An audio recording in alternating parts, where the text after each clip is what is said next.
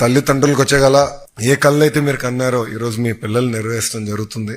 చదువు ఇక్కడతో ఆగకూడదు. ప్రభుత్వం అన్ని రకాలుగా మీకు అండగా నిలబడుతుంది. మీరు చూస్తే కేవలం స్కూల్ ఎడ్యుకేషనే కాకుండా ఇంటర్మీడియట్ ఎడ్యుకేషన్ లో కూడా అంటే గవర్నమెంట్ జూనియర్ కాలేజీలు కూడా బలోపేతం చేస్తున్నాం. మీరు మొన్న రిజల్ట్స్ కూడా బాగా వచ్చినాయి. ఒక పక్కన అది చేస్తున్నాం. హైయర్ ఎడ్యుకేషన్ కి వచ్చేగల కూడా సంపూర్ణ ఫీ రీయింబర్స్మెంట్ విధానాన్ని మేము ముందరికి తీసుకెళ్తున్నాం. పీజీ ఫీ రీయింబర్స్మెంట్ కూడా గౌరవ ముఖ్యమంత్రి గారు గైడ్ లైన్స్ ఫామ్ చేయమని మాకు ఆదేశాలు జారీ చేశారు. అంటే ప్రభుత్వం అన్ని రకాలుగా మీ పిల్లలకి అండగా నిలబడుతుంది. మీ పైన కూడా బాధ్యత ఉంది.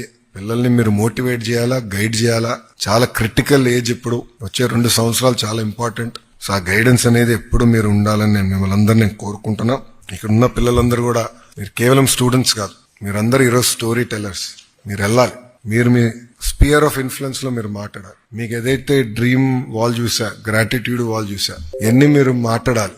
మిమ్మల్ని చూసి నెక్స్ట్ జనరేషన్ అంటే నెక్స్ట్ బ్యాచ్ ఇన్స్పైర్ అవ్వాలి. ఆ బాధ్యత ఇక్కడున్న మీ అందరి పైన ఉంది. నేను మిమ్మల్ని అందరినీ ఒకటే కోరుతున్నా, ప్రభుత్వ విద్య అనేది ప్రైవేట్ కన్నా తక్కువ కాదనేది చెప్పాల్సిన అవసరం.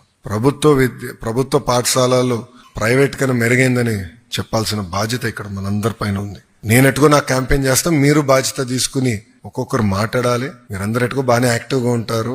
ఐఎమ్ షూర్ ఇక్కడ ఉన్న చాలా మంది ఇన్స్టాగ్రామ్ లో బాగా యాక్టివ్ గా ఉండుంటారు అనుకుంటున్నా. ఉన్నారా? లేదంటే నో టైం, ఓన్లీ చదివే. ఇంట్లో ఫోన్ ఇవ్వలే, ఎవరికి ఫోన్ కూడా ఇవ్వట్లేదా? బెస్ట్ డెసిషన్ ఇది. ఫోన్ ఎంత తక్కువ వాడితే ఈ వయసులో అంత బెటర్.